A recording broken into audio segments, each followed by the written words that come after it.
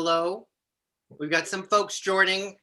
Happy Sunday, happy Easter, happy Passover, wherever you are zooming in from. Thank you for joining and welcome, welcome. I started a minute early just to get folks to get in and start to join. So if you are just joining, the chat box is open. We will be open this whole time. Definitely use the chat box. Please say hello. I love to see who's on, and also if you're joining and you're new, where are you joining from? Yeah, thank you. Hi, Anita in Florida. Good to see you. Great to see everybody. I'm so glad we are here talking about miniatures today. I'm excited. Good to see, hello, Illinois. Hi, Michelle. Allegra, good to see you. Great to see everybody. Thanks for joining. I see Jolene. Oh, Jolene. We had a question. Jolene. Yeah. Offline. We're going to get to Jolene's questions. Hi, Nicole. Yeah.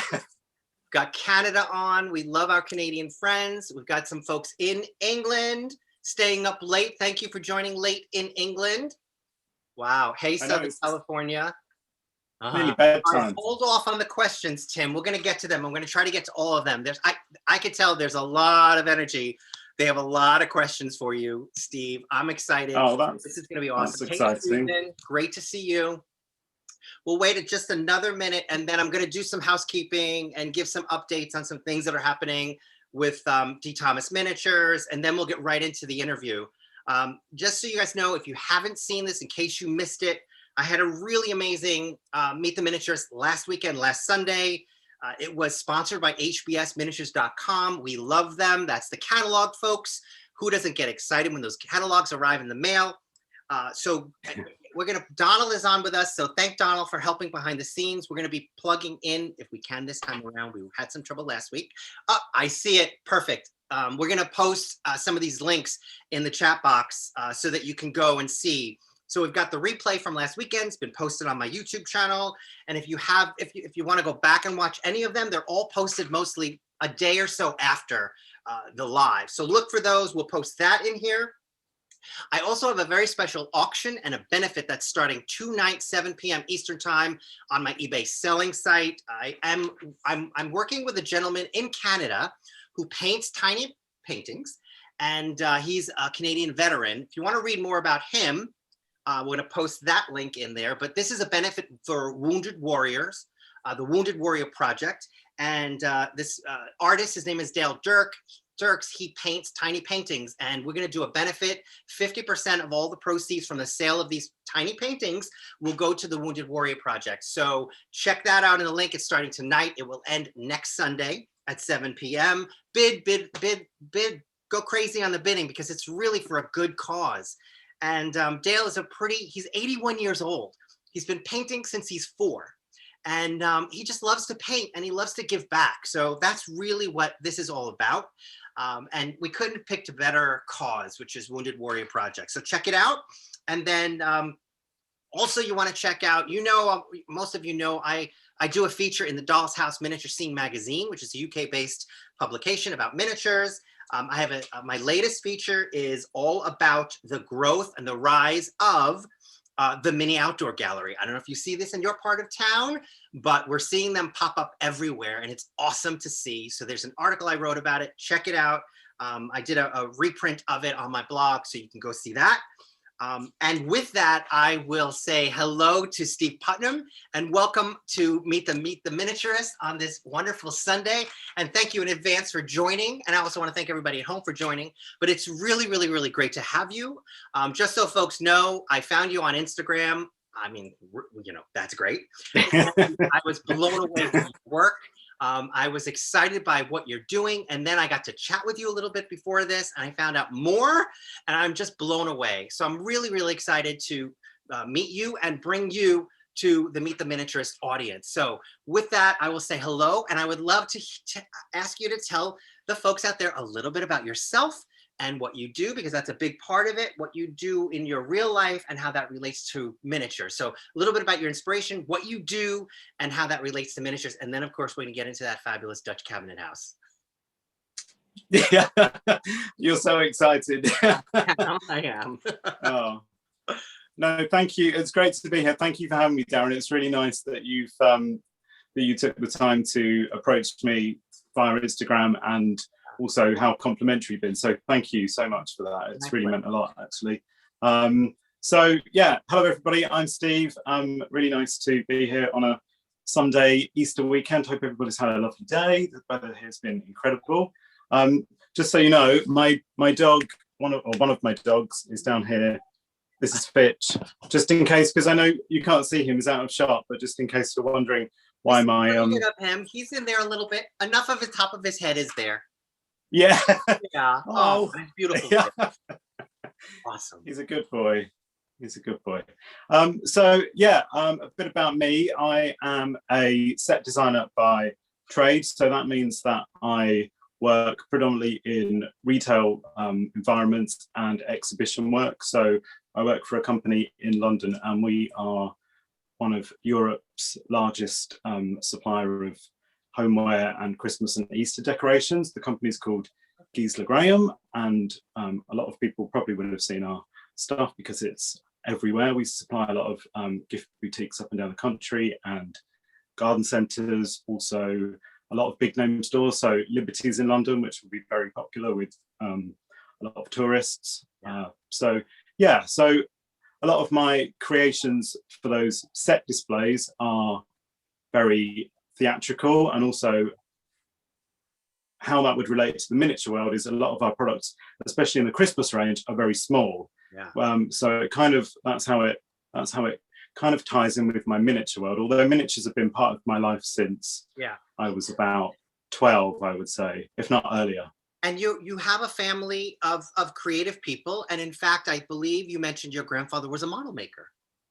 He was, yeah, incredible model maker. Actually, he used to have a workshop in his garden, and he would always be making wood turnings. I remember he made this incredible gypsy caravan. I think it was slightly larger than 12th scale, maybe 16th scale, but the work in this thing was incredible, and we would go and see him.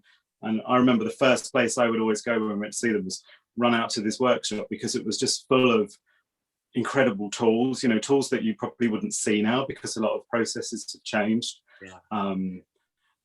Yeah, and I would just be fascinated. Wood turnings and metal work that he would do, and you know, he would show us, me and my brother, and you know, he would really encourage us to have a go at using the lathe or a jigsaw. So I think from a very young age, that definitely instilled the creative aspect. My dad is very creative as well. He always painted, so that's been quite sort of prominent in my life as well. I ended up going to art school, right? And you have a landscape design background. So all those things, you have an art background, you have a family who's into art, you have inspiration all around you, but also interested in miniatures as an early age. Now take us to the point where miniatures became more part of your life. So yeah, definitely from a very early age, I was fascinated by miniatures. I remember being in the garden and I would be fascinated by the kind of minute details of insects and leaves and, you know, bark that had an unusual marking in it or something. And I remember my parents bought me a microscope, so I would study lots of things in very close detail. So I think that's possibly slightly strange, but for a young child, but it's definitely shaped me as a person. And I would spend all of my childhood making models from, you know, plastic bottles and cardboard. And I remember making a puppet theatre and a doll house, and yeah. So that was going to be my next question. Was there a dollhouse involved, a traditional dollhouse? Not for me as a child, but I think at the age of probably 12, my granddad made my mum a Victorian doll's house shop, and it was a very traditional shop with two bow-fronted windows with the kind of, you know, the curved bow fronts, and it had the bottle. I remember very distinctly it had bottle glass in some of the windows, which again fascinated me because it was so accurate to the full, you know, an actual shop. And so this shop was presented to my mum, and we'd never really, we'd not had a doll's house as children. My mum certainly didn't, I don't think, as a child. So it was quite a novelty. And I remember there was a doll's house shop near to where we live, and that was called the Copper Kettle. Okay. And we would venture along there kind of on a Saturday and have a look at what was available in the shop. And I can remember, again, from a really young age, walking around and kind of thinking, pretty sure I could make this myself. Yeah. Wow. So yeah, came away, and I think probably FIMO was quite, or FIMO, I'm not sure how you guys pronounce it. FIMO was quite new at the time, but I remember there was an art shop very near, so I bought some blocks of FIMO in probably the worst colors you could ever imagine, because they were like the fluorescent bright primary colors, which obviously in the miniature world now you would pretty much steer clear of, because they're not very good for anything, Right. except mixing with white. Yeah. But yeah, I remember making some pieces and being really proud of myself, and my mom's like, this is amazing, this is way better than the stuff we saw in the shop. What age were you talking about? What age are we at right now? So I would say probably from, that was maybe 13 or 14. You're a kid and making miniatures. Yeah. You've been making miniatures for a long time. I hadn't realized. Yeah. So now there's also a collector's component to this. So you started to collect miniatures as well, and you have an eye for miniatures, and we're going to get to it. Hang in, folks. But you have an eye for miniatures. So not only do you make really good miniatures, you have an eye for miniatures, and you collect them. So talk a little bit about that. I think you mentioned there was a piece that you had early on. What was the story behind it? Yeah. So there was a very good maker of predominantly furniture. He always made beautiful mahogany furniture, and his name was Roy Sherwood, God rest his soul. He's no longer with us. And I remember seeing him at a local fair to us here, again, from a very young age, so maybe 15 or 16. And I think I mentioned to you when we had our pre-chat, the term doll's house for me always kind of makes me slightly uneasy, because there's so much stigma around the word doll's house. And if you say, or what do you do for a hobby? And you say, I make doll's houses or doll's house miniatures, people kind of go, oh yeah, my 5-year-old would love a doll's house. And you have to explain that these aren't for children to play with. They're actually, very intricate collector's pieces. Right. So I met Roy at one of these shows, and I remember he was very encouraging, and he could see that I obviously had an interest and a passion for miniatures, and he was really probably the first kind of male role model in the miniature world he was an older gentleman. Yeah. And I just remember kind of thinking, there are these incredible makers that just make incredible pieces, and he really broke that stigma around, like I say, the word doll's houses. I like to call it kind of miniatures or scale models of period homes or something. But I think it's incredible that at such an early age you got exposed to all this and got to see all of this, because usually it takes people like, they go through their teen, through their early adult, and then they discover miniatures much later. That's amazing that you found this so early on, because I think, that just plays into the amazing work you do, because you've had all this time and all this great time to absorb. But to hear that you have a miniaturist as a mentor that you could look back on, that's really great to hear. Really great. So, and I just think that kind of progressed, because then I saw other makers. So John Hodgson, who is probably one of the finest miniature makers, who again, all his craft is purely by hand or, by traditional tools. It's none of the modern day techniques, which again are, there are some amazing things, laser printing and laser cutting and 3D printing. But John, for me, really epitomizes, he is the master craftsman in my eye. Yeah, this is not a bad time to take a question. And we have a question about exactly what you're talking about, techniques and tools. And, do you have a view on this whole old fashions, old world versus old school versus new school? Let's say old school traditional versus like 3D printing, laser printing, Cricut. Like, what's your view of techniques being used today? I absolutely embrace all of the new technology, and I've told you I'm working on some projects that are bubbling away in the background, so I'm very excited to share those at a later date. And they do use a lot of these, modern new modern technology. I don't think I would want to embrace it in its entirety, and I think it has its place.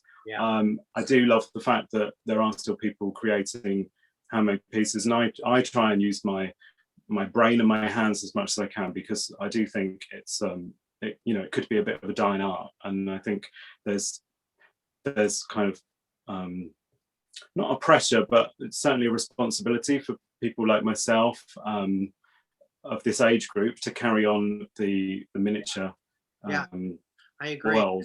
It's great that you're hearing it that way, and you're willing to sort of carry the torch, because we do need younger folks like you to sort of understand that and take that and build on it. And we talked about the guild and all that, and that's a whole nother episode, but involved in the guilds and all of that. So let's talk about today. You have a collection that you've amassed over however long. Let's talk about what you have in your collection, and then build that up to the Dutch Cabinet House, which we're going to talk about. Okay. So lots of pieces from Roy Sherwood, probably being one of the first collectors that I embarked on. And just to go back to that, I remember I was working a weekend job while I was at college. I did one day in a kind of newsagents and one day in a pharmacy on a Saturday and a Sunday. And I remember saving my money for months to buy this. You'll see this in a second, but it's a Colton House writing desk, and I remember seeing it at a show prior to buying it, and I fell in love with this piece of furniture purely because the shape is so unusual, and it was so exquisitely made with curved drawers and doors that open, and again a brass gallery that goes around the top, and I was fascinated by it. So I remember saving my money for months to buy this piece, and kind of rushing into the show thinking, goodness me, I hope he's got the desk with him. And I remember he packaged it up, and I walked out of this fair. You'd think I was carrying the crown jewels in this box, because it was just the most precious thing to me. You were carrying gold. You're really that piece. You are lucky, because a lot of times you run to those tables and the pieces are already purchased and you're gone, and they're just display. You're unlucky. So elbowing people out good for you. Good for you. Yeah. So in terms of what you love to collect, could we assume that it's furniture? Like, you have a love of classic furniture? What is it that you love to collect? So I love architecture, but obviously the Georgian period for me is very classic and very elegant. I love the symmetry of Georgian architecture, and so that's quite prevalent in the Cabinet House here. So furniture fascinates me, so I do collect furniture from various makers. I've got pieces from Keith of Small Time Miniatures, John Hodgson, a few other pieces that are probably less well known from other makers, some pieces from Ron Hubble in the States there. Right. And then I've got a collection of some really beautiful china pieces as well from Teresa Welch from the China Closet. I think her pieces are insanely beautiful and just incredibly fine china. It's funny because I try and make everything, I try and make as many things as I can, but there's obviously things that I can't make. So for example, glass blowing, that's not on my tick list as of yet, but it might be. And silver. That you silver just work. don't want to spend the time making that takes you away from possibly making something else. Yes, you probably can make it, but because in the miniatures world, it's all about time. I mean, there's probably a million projects that you want to do you'll probably never get to. So you really have to be judicious with your time. So it's like, okay, do I want that? Yeah, I can make that, but you know what? I don't want to give away the time that I might be putting towards something else. Yeah. So, all right, set up the Dutch Cabinet House for us before you share it. Like, how did it come about? It's actually a cabinet that you found, right? Yeah. And where did the inspiration come from? I'd seen some Dutch cabinets. They were much larger. I think you've probably seen the one that Best Back do. It's kind of a small Dutch cabinet with with the rooms inside. It has kind of a hallway and then 3 rooms either side. And I'd seen a larger version of that, I think probably years ago, in one of the Doll's House magazines. And again, I was fascinated by the fact that you could kind of close the door on this cabinet and it looked very, you know, it was a beautiful piece of furniture, but it looked very unassuming. And then you would open the door and there would be this big reveal. And again, I'm working on a very large Georgian house, which I think is on my Instagram feed. It's one of those things that I've broken down into parts, so you can see that. But that's been a kind of 10-year project, and it will probably be another 10 years before it's finished. Right. Knowing me. So you found this cabinet that you planned to work on. Was it literally at an antique store? Where did you find it? I think it was in an antique store, and I'd seen it, and I actually asked for it because my parents wanted to buy me something for my 30th birthday that I could keep. And I said, you know what, the best thing you could buy me is this cabinet, because I had all these pieces, but generally they were either in boxes stored away, or I'm a big fan of glass domes, so I love things under glass cloches. I kind of like that slightly Victorian collector's feel. So for a period of time, you actually housed the collection that you had been, forming in the cabinet, and then you decided to create actually a full-on cabinet house out of it. And I can't wait any longer. You got to show us. I can't wait. I'm jumping my skin. Yeah. So you had it just put stuff in it it did have shelves inside. Yeah. And I would just have the pieces kind of in there. It was just, but it didn't look anything. Right. And then I remember putting kind of fireplaces and columns and stuff in, and then I was, you start to, the cogs start wearing, and then I was thinking, oh, actually, I could make a series of. So essentially, it's a series of room boxes. So I cut the back of the cabinet out because it was easier to put them in from the back. Yep. So they all slide in from the back in an order. I mean, I could change the order around if I wanted to. Yeah, that's actually going to be one of the questions that came by email. There was so much engagement before this started. We had email questions, which is always a great sign. And someone does ask a question. We'll ask you later when you share it about the lighting and how all the pieces fit in and where all the wires go and all of that. Yeah, you don't want to see the back of it. I would love to see the back of it. I love all that stuff. But no, I know. Like a maze. Yeah. I mean, I'm fascinated by all of that stuff. So how long have you been working on the cabinet, and do you feel like it's done? Yeah, I'd say it's 99.9% done, I would say. Yeah, I mean, I think probably a bit more in the last room that I've done, which is this bedroom with this very unusual curved ceiling. There's a bit, I'd like to make a canopy over the bed. Again, I've seen some images of the kind of thing I want to make. So that's probably the only thing I need to finish. And I do periodically I'll have a look in there and I'll move bits of furniture around. But actually, I love the layout, and I can't really see how I could make it different unless I take everything out and start again. But yeah, I think this project is kind of done. But like I say, I've got lots of other things bubbling away. Yeah. All right. Great. So can we see? So are you ready? I'm ready. If anybody has any questions while Steve is probably going to move the phone. If you have any questions to ask, let's go ahead and ask them now. And as Steve is going to set up the Dutch cabinet house that we're going to see in a few minutes, which I'm almost jumping out of my skin. Can't wait to see. It's not the same on Instagram. It's just not. And I'll check the camera because some folks are over there too. I'm just sorry, excuse me. I'm just going to take because I've got the phone in a holder, so I'm just going to take that out of the holder. Do your thing. And I will. If I turn. What's that? Darren, are you okay for this if I turn the camera, or do you want me to keep it this way? Whatever's easiest for you. Whatever you're comfortable with, it's fine. I can probably do it. It just might be easier to turn it. I'll tell you what. I'll keep it this way. Okay. Because we're this way, right? So. Yes. Right. Ha ha ha. It's a really close-up shot of my face. And there she is. You don't really get a sense of how big this piece is. How big is it? Well, it's taller. I'm about 5'9", 5'10". It's bigger than me, so it must be 6 foot. That big, but it is big. Yeah. Hard to see the scale, but yeah. So it's taller than you. It's taller than me. Taller than. Although that's not that hard, and most things are taller than me. Yeah, it's a classic wardrobe cabinet, right? And how old do you think it is? Oh, I'm not sure. I don't think it's terribly old. I think it's probably a repro rather than a right.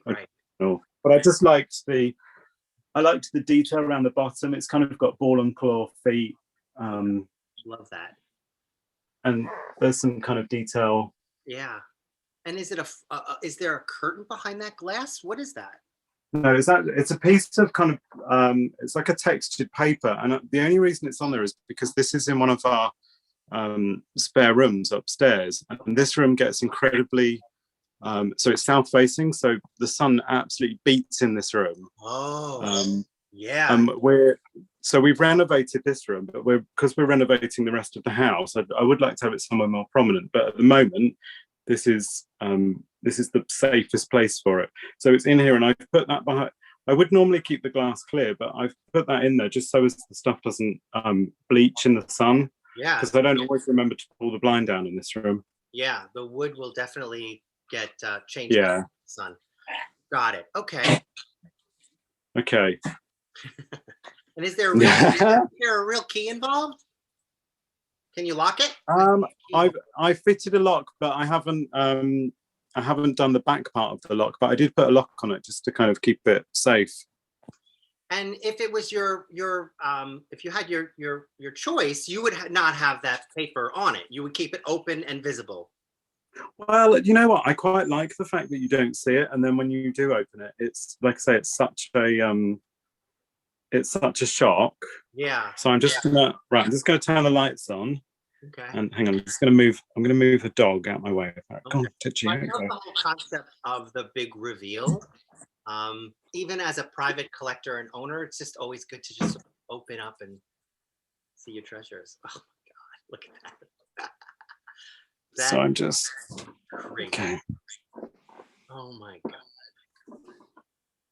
Ah, that is just stunning. That is just. So you can see it.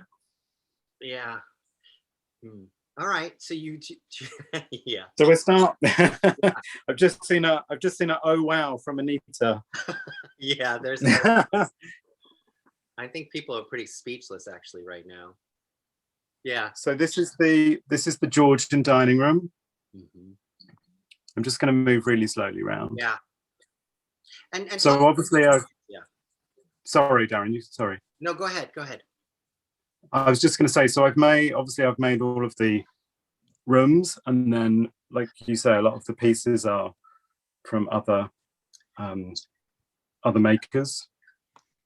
Yeah, it's hard to sort of separate the two. That here you are, this architecture, miniaturist architecture, and then you also have this incredible collection, and you're combining those two pieces. It's really hard for my head to wrap around, because I'm like trying to separate out all the questions I have between the collection and the architecture. And the way you put this whole piece together. So these are individually created boxes that you slid in. Yeah. Each floor, yeah. Right? Okay. Yeah. Wow. Essentially.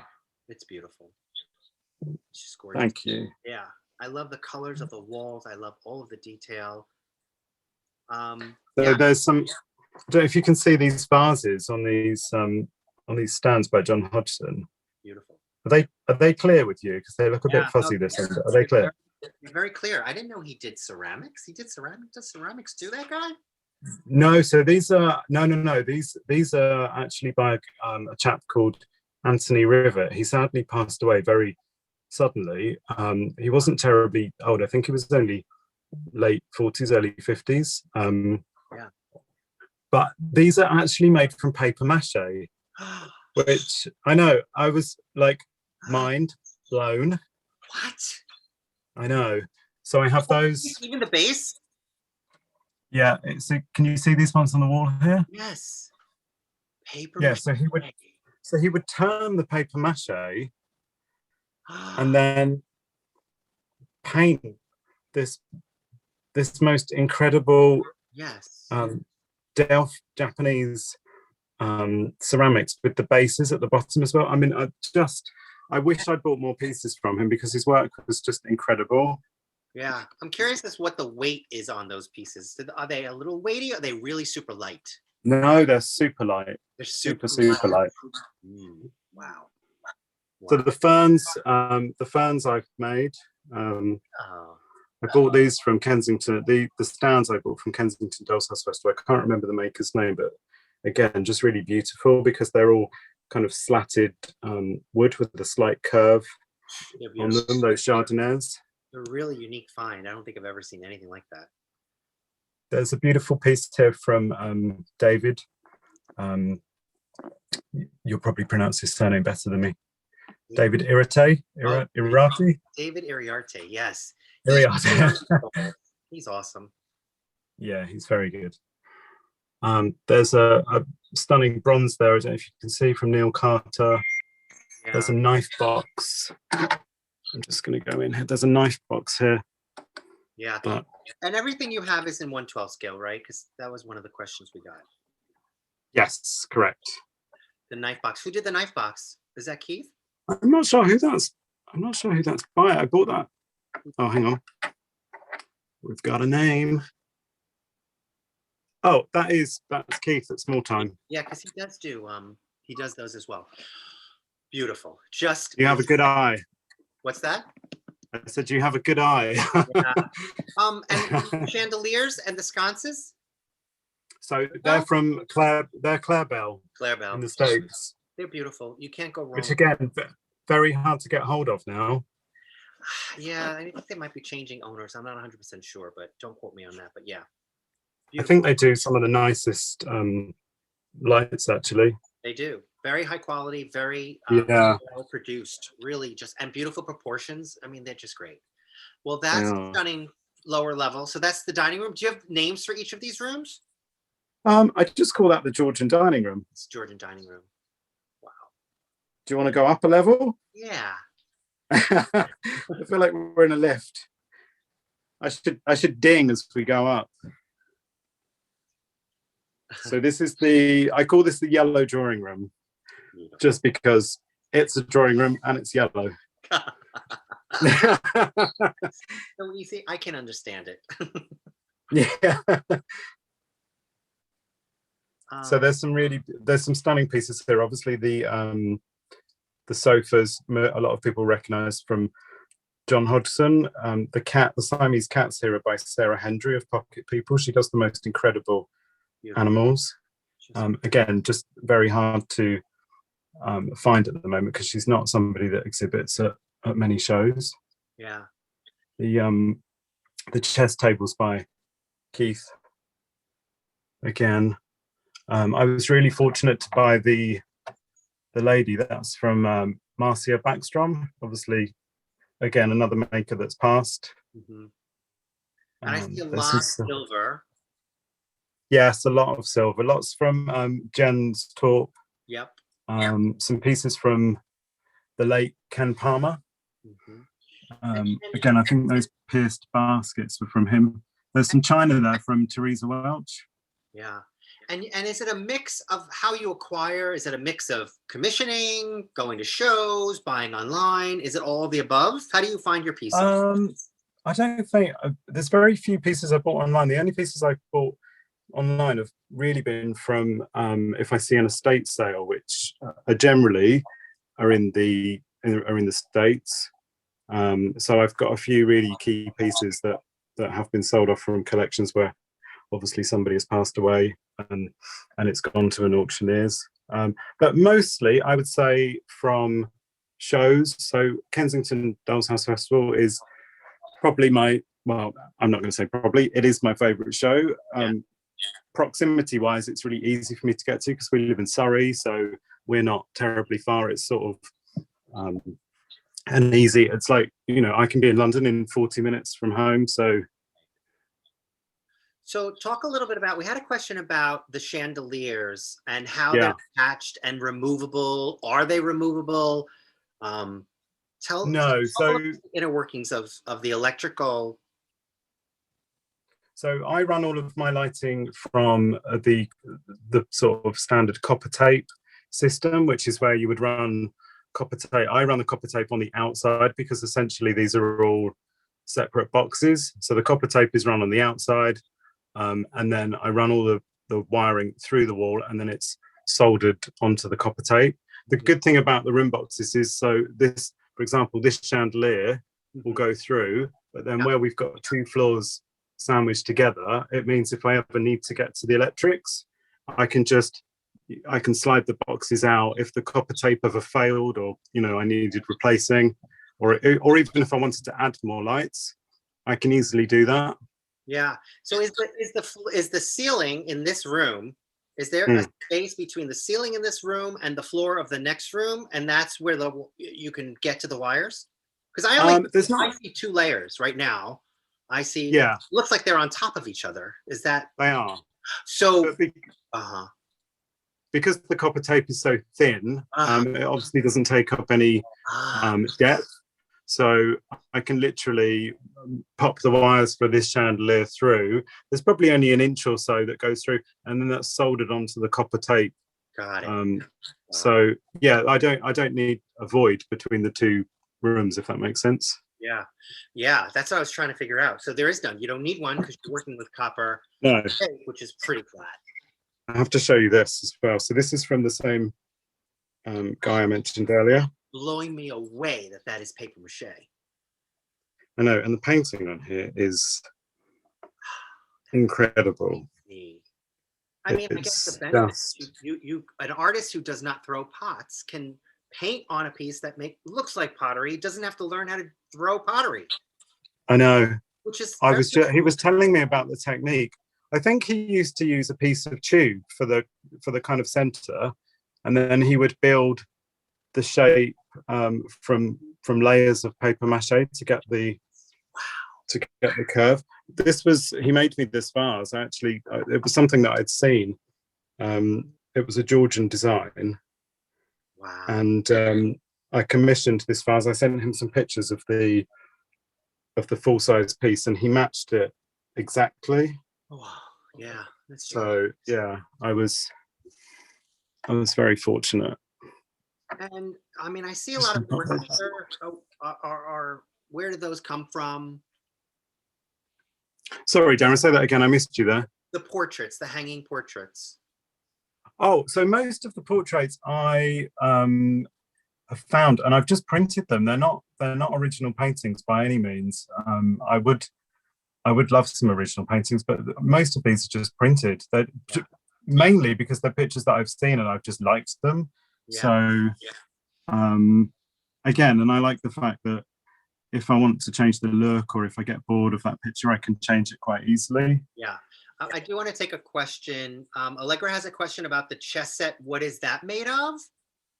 I have another question about sort of the architecture piece and the molding, which let's hold off, because when we get to the next floor, there's so much to talk about, and that the ceiling, and then we'll get to sort of techniques and all of that when we get to that. Okay. Yeah. Are you ready to go up? Oh, sure. We're going up? Yeah. Ding, ding, ding. Ding, ding. Oh, God. Level 3. So this is the Georgian Library. Yeah. Again, I love the fact that all the rooms have a very, they have a very distinct ambience and feel. Mm-hmm. And that's something I always try and create in my room. So this is probably much more of a gentleman's library, mm-hmm. without being too sex specific. But it, I think this kind of, you could smell cigars and Oh, is that smoking jackets. Is that the desk that you acquired over there? That is the desk. That's the Carlton House desk. The desk with the curved drawers and the little door. It's killing me. It is. I love one of my favorite pieces. I love how you thought out the alcoves and the doorways, because on the first level you had an open door which led Yeah. somewhere with light, and now you have these beautiful built-ins. You know, the use of the space that extends to the side of each room. I love how you've thought those out. I always try and make a room, you know, rather than a box. I always try and make a room interesting by whether it's a niche or an alcove or, like you say, an open door. Just, you know, just because it creates that sense of mystery and you want to explore and see what's behind. It's a bit like, because I used to be a landscape designer, and you know, a garden where you can see from one end to the other does nothing for the eye. And if there's a series of rooms or dividers, it makes the user want to, you know, progress further and see what's behind there. So that's probably the same kind of concept here. Yeah, I just love it. And is there faux finishing? How did you achieve the marble look on the columns and nice also on the fireplace? So there's some marble inlay in the fireplace here. Again, that was printed and inlaid. I have done some marble painted techniques on the fireplace below, but this was printed, which actually worked really well. I was very happy with that. And then do you finish it like with a layer of something? Like what's? Yeah, just a kind of satin varnish over the top. Wow, it's beautiful. Thank you. And I know we talked about the floor. Yes, talk a little bit about how you achieve that beautiful finish on that floor, on all of your floors. So I use a very thin, it's probably no more than maybe 1.5 millimeters or 2 millimeters, but it's mahogany, which I literally cut all the individual strips. And then this inlay has become a bit of a signature for me. So I really like to do this in my rooms because I feel like it just, you know, gives it a bit more class. Is that a different kind of wood? Did you say that already? Yeah, so it's an inlay strip which you can buy, but it's got there's ebony on the outside. Then I believe it's boxwood, which is the paler one, and then there's I'm not even sure what this wood is, but it's incredible. So the grain goes the opposite way. Yeah, that's just stunning. And then even I try and add all of the detail with the kind of nail holes. Yeah. You know, where they'd be fixed. And then the whole thing is sanded down. Mm-hmm. And I generally give it 3 or 4 coats of French polish. Mm-hmm. Which is a bit of a process. Again, you put it on, kind of work it in with a cloth, let that dry. It almost forms a kind of hard sort of resin layer, and then I buff that back with some wire wool, and then repeat the process again. Yeah. Like I say, it's a kind of 3 or 4 step process, but it's definitely worth it. It brings out the luster of the wood. You can see the reflection of the lights. It's beautiful. Yeah, definitely worth the labor. You know, you're also very generous with your techniques on your Instagram. You share how. Yeah, no, definitely. How you're doing it, which is really nice. Yeah, I think, you know, there's lots of people that are new to the hobby. I had a guy message me the other day who was in the States, and he'd inherited this enormous plantation house. Okay. Which was incredible, and the structure of the house had so much potential, but he was very new to the hobby and clearly was overwhelmed by the scale of this house and really didn't know where to start. Yeah. So we were chatting for a long time actually online. Yeah. And I was just trying to telling him good books to buy and techniques that he can use. Right. So this is a paper on the ceiling. Yeah, let's get to that. So this is actually wallpaper. Textured, depth, depth. Like, I mean, it's perfectly scaled. It is perfectly scaled. It's like it was made for 12 scale ceilings. There's about 3 in there. What's that? I was just gonna say there's about 3 in their portfolio. 3 papers that are very good for 12th scale. I can't remember the names of them. I know one is called Amelia, and that's the one I've used in the room that you'll see next, the bedroom. And it's a linen paper. What is the material of the paper? It's not. What is it? The paper itself is incredibly heavy. It's actually made of a putty, which is, yeah, it's quite flexible to work with, but you'll realize over time, I think it must be like a linseed based putty, and over time it will, when exposed to the air and once it's fixed in place, it will harden. But when you buy it, it kind of comes on a roll, and it's quite flexible, especially if you leave it, you know, out in the sun or somewhere warm. It becomes really pliable. Were you able to buy a small piece? So the company's called Lincruster. They're based in the UK. They're a very old company, and they used to do wall coverings for period properties, and it's the kind of thing you would see in very old buildings and pubs and taverns. Right. And I stumbled across them by accident, and I literally sent them a message and just said, is there any chance you could send me a few samples? And they were so kind. They did. They sent me a piece which was big enough to do the ceiling. Right, that's really all you need. A square foot. I know, and I've definitely, you know, I've tried to plug them on Instagram, and I know lots of people have been in touch with them and asking for samples. I did say to them, you know, don't feel like, you know, you need to keep sending samples out, because I am conscious it's obviously, you know, a free service. But I said to them, you know, if you feel like you can sell pieces a meter wide or something, people will definitely buy it, because I think it's just beautiful. Like you say, the scale is perfect. Yeah. Let's talk a little bit about the moldings. I see beautiful crown moldings. What is the material? Do you build those, or are they resin? What are they? So the main strips here are resin.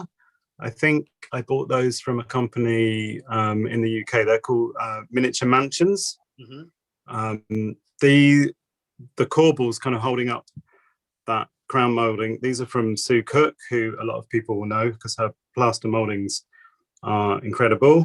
Yeah. And again, she's an artist that will sculpt everything from, you know, from scratch, and she'll cast it and then recreate those in plaster. So I've got a lot of admiration for her work. Yeah, it's just beautiful. How high are those ceilings? We did get a question about the height of these rooms. So these are about 14 inches. 14, so in real life, 14 feet. Yeah, I'm a real stickler for high ceilings. It's one of my real pet hates is low ceilings. Most dollhouses have 8-inch ceilings, and it's like, what? It's crazy. Yeah, and then you know, sometimes the light is kind of hanging yeah, it's on the table. Yeah, exactly. I think if you can get the proportions right, it really makes or breaks a room. It does. And especially, you know, with a period property, because, you know, they do have high ceilings. Yeah. And I love the double chandeliers. It's just beautifully put together. Just beautiful. Thank you. All right, so let's proceed. You ready to go? Yeah. Okay. We'll post the name of that the ceiling paper guy. It's, what is it again? Yes, definitely. Lincruster. Spell it. Lincr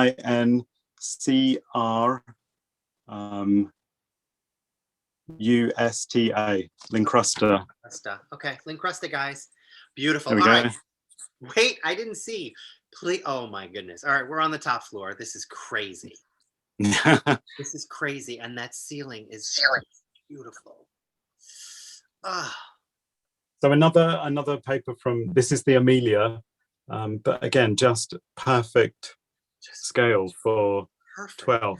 I know Derry from Enchanted Miniatures, she commented on the ceiling and she said, oh, the top bit looks like a compass, because I'd mounted the ceiling rose kind of over this star section. And yeah, I thought, God, it worked out so perfect. Oh my gosh. Oh, so the medallion is separate from the wallpaper, and the wallpaper had that burst as part of it. Yeah. So this is there it is. Yes.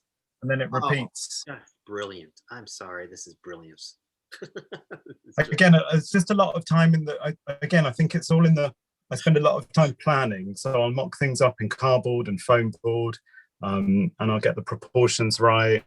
So this arch, which I made from wood, and I put this on Instagram, and I was steaming Yes. the wood moldings over a kettle to try and make them more pliable to be able to get the curve. And then the gold embellishments, is that all? What are those design elements? So the back piece is actually from a ceiling panel which came from Sue Cook. I had to chop it about a bit. I tend to do that. I'll buy something and then I'll kind of adapt it and chop it around. And again, this was from, I think, one of her ceiling panels, but it was solid. And I decided I just literally wanted this frame, so I kind of cut the rest of it away. Just the crown molding in this room is a resin, and I, again, because of the unusual shape of the ceiling, I wanted to follow that curve, so I managed to heat this with a heat gun and match the curve, which again, a lot of people were like, oh my gosh, that looks incredible, but actually, you know, it was surprisingly easy. No, it wasn't. No. So wait, so that was a single length strip that you curved to get that ceiling. Yes. That's not easy, but okay. It Oh my was goodness. easier than it looked. Can we just take a moment? Show us the corner, how all those molded pieces come together, because yes, this is that was really a lot of magic. How you were able to achieve all of these design pieces and the techniques all coming together to just build this beautiful room. Yeah, I was a long time working that out, because it was kind of like, do I mitre them? Yeah. But then because the angles are so different, a mitre didn't work. And sometimes you actually just, the simplest thing is the best thing. And actually it made sense to have this kind of very simple block, and it looked right. It felt right. It looked. I kind of wanted to add a molding on the underside, and then I just needed to stop myself, because sometimes you can overwork. It's a bit like a painting. You can overwork it, and you need to know when to stop. For sure, definitely. We do have a couple more questions. If you guys have any questions, let's take a few questions. We have a question about the chandelier. Where did the chandelier come from? This was an estate sale that I found in the States a few years back now. Again, a collection was being sold off and there were various pieces. I was very fortunate to bid on this and win. I can't remember how much I paid for it, but it wasn't cheap. It was by Phyllis Tucker. I don't know if she... Tucker, of course. Yeah, it's just, I just loved the shape of it. It was so unusual. She's iconic in the mini world. Yeah. Let's see. I'm going to the Q&A area instead of the chat box. And the dogs in every room. Well, that's more of a comment. Love the dogs. In every room. Lots of questions about when are you going to be teaching, which is great. I would love to start teaching. It's something that's always interested me. Yeah. I was told by my tutor when I studied garden design, he always said to me, you should definitely think about tutoring, because you're very good at imparting knowledge, and you're just, you know, he was very complimentary. He said I was good with people, so that was nice. But I would definitely like to run some classes and courses, because I think there's a big there's a big need for people to want to create stuff themselves. For sure. And I think there's a patience that you have just in your tone and your approach, and that's perfect for teaching. We did have a question about if we can get a closer look at the bed and talk about the bed, because that's crazy beautiful. Let me move this shades out of the way. So the bed is by Alison Davies. Some people might know her. She's probably become one of the forefront runners in 3D printing. Some of the pieces are incredible. So the bed I bought a while ago is actually, it's meant to be a canopy bed. So it would have 4 turned pieces which come off of these sections where I've got the birds. I didn't want to use the canopy just because it distracted too much from the arch for me. Yeah. And did you finish the bed? And you know, finishing? No, so it came. You can buy it. She does a cream version, which has got gold highlights, or the wood version. Beautiful. So I went for the wood just because it ties in It better does. with my furniture. I haven't done anything with the actual dressing of the bed. Though, like I say, that's probably the next thing I'd like to work on. Yeah, we did get a question about the paint finishes. There's sort of a sheen. Is every painted room the same finish? Because I see more of a sheen on this floor, but whereas a little bit more matte on the other floors. Talk about the painting and the finishing of the paints. So the finish on the floors is all the same. It's all the mahogany with the inlay strip, and that follows all the way around, and that's been French polished. Yeah. The all the kind of architectural details, so the cornicing, the skirting board, the columns, Yeah. all of those pieces, I use a paint which used to be only available in a spray, which made it quite awkward because when you would spray any of these very highly detailed pieces, you would lose a lot of the detail, which was a real issue. And then they brought out the same paint. I can share that with you. I can't remember the name of it. All I remember is the color, and it's called Heirloom White. Yeah, and it is, it's a really good white. It's not too yellow, it's not too cold, it's got a warmth to it, and actually it works with every color. Yeah, it totally does. And then on the walls, all I use is just standard matte emulsion, the same as you would use at home. The good thing is you can buy a tester pot, for a couple of pounds or a couple of dollars. Oil-based? No. So both are water-based, actually. Water-based. Okay. Yeah. Beautiful. That is just stunning. It's just stunning how all of those pieces come together.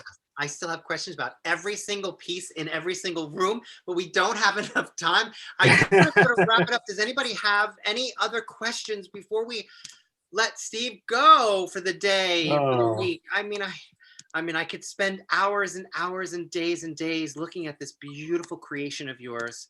It's just incredible. Steve, that's a good shot. What is next for you? Where can we hear from you? I know you have an active Instagram account. You're working on new projects. Yeah. Maybe you'll be teaching. I would love to do some teaching. I try and post as much as I can on Instagram just to keep engagement and keep people kind of, especially at the moment. I think this year has been hard because not a lot of people have had a lot to do, but actually I think in the miniature world there's a lot of support out there. Everybody's really supported everybody. That's for sure. There's lots of new people that have discovered dolls, houses and miniatures this year, and again it's really nice to see those new accounts coming up and people asking questions and sharing techniques. Yeah, for sure. So, and just so everybody knows, Steve has a website, steveputnam.com. You're on Instagram. We have not heard the last of you. I hope to have you back on when you finish your Georgian house. I think this has been incredible, and this has been a great time spent with you, learning about your collection, learning about your awesome talents. And I just want to thank you so much for spending this time with us. And you're very welcome. People need to reach out. Are they open to DMs on your Instagram and all that? Absolutely. Yeah, I spend a lot of my time answering people's questions. It's a good thing when I'm on the train, actually, because it keeps me busy. Yeah. So, yeah, very happy. Beautiful. Well, thank you again, and good night to you. Good night to Fitch. Good night to everybody at home. Yeah. Great rest of your holiday weekend, folks, and enjoy your week. And look forward to next week's Meet the Miniaturist, guys. Have a great night and day. Bye.